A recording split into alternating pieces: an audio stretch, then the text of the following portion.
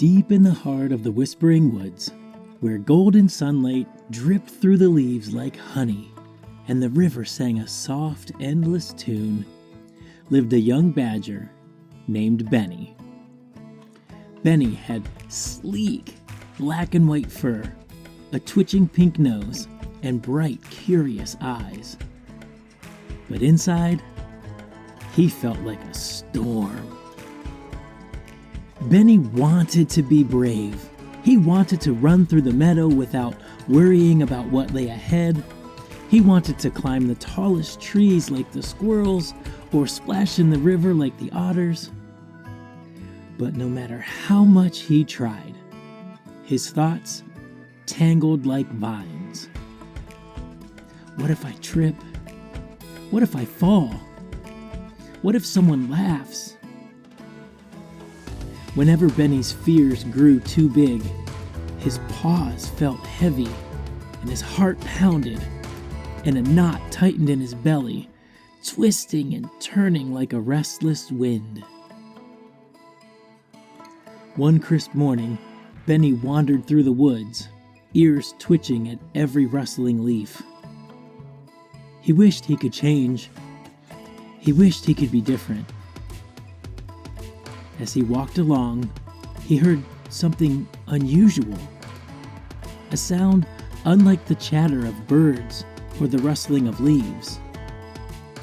It was soft, steady, like the quiet rhythm of the river. He peeked through the bushes and gasped. In a sunlit clearing sat a circle of large, gentle bears. Their fur was thick and warm, glowing softly in the morning light. But instead of lumbering or growling, they were sitting still, eyes closed, breathing together. Benny had never seen anything like it. "Come sit with us," rumbled the eldest bear, his voice deep and soothing, like a lullaby sang by the forest itself. Benny hesitated, but something about the bears felt safe. He stepped forward, his paws trembling, and sat. The elder bear, named Birch, smiled. "When the world feels like too much, we breathe.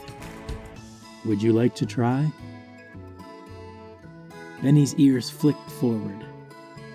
Breathe? What good would breathing do? His thoughts were still tangled, his chest still tight. But Birch waited, patient as the trees. Benny nodded. Birch led him in a simple breath. Slow, in through the nose, long, out through the mouth.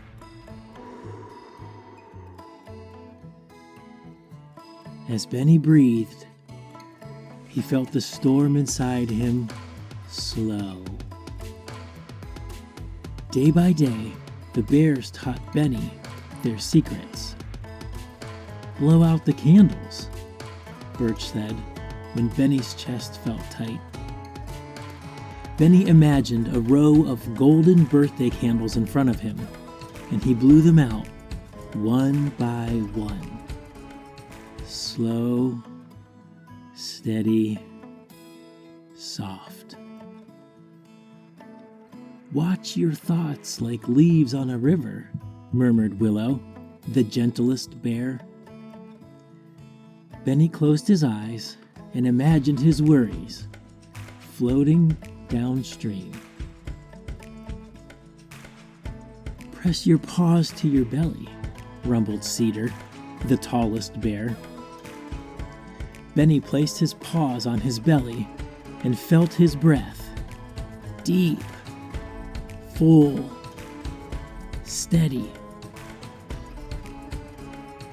The more Benny practiced, the lighter he felt. like the wind could carry him up in the sky. One afternoon, Benny faced his biggest challenge yet. A high ledge with a fallen log that stretched across a deep ravine. A creek rushed below, swirling in small, restless currents. Benny's paws froze. His breath turned shallow.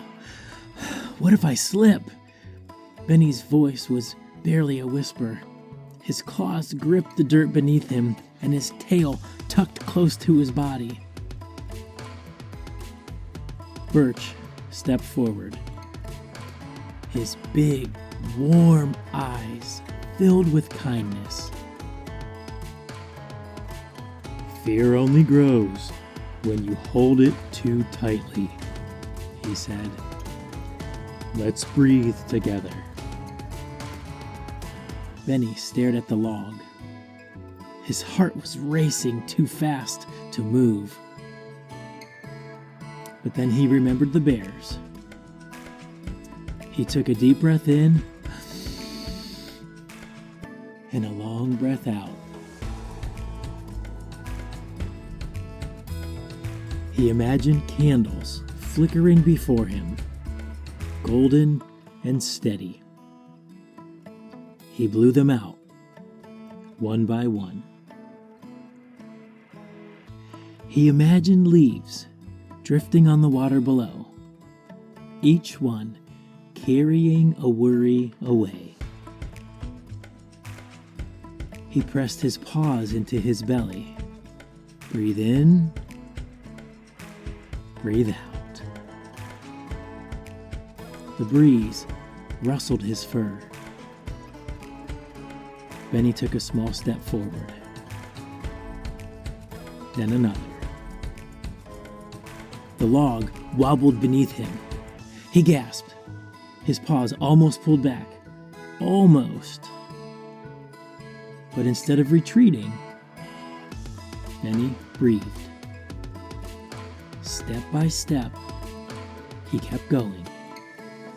And when he reached the other side, something amazing happened. He smiled. The bears cheered, their voices rolling through the trees like distant thunder. Benny laughed, bright and bubbling, echoing through the forest. He had done it. He had faced the fear and found his courage. From that day on, Benny carried the Breathing Bears lessons wherever he went. The world was still big, still loud, but now Benny had his breath, and that was enough. And in the heart of the whispering woods, whenever the wind whispered through the trees, you could hear Benny's slow, steady breathing, just like the bears.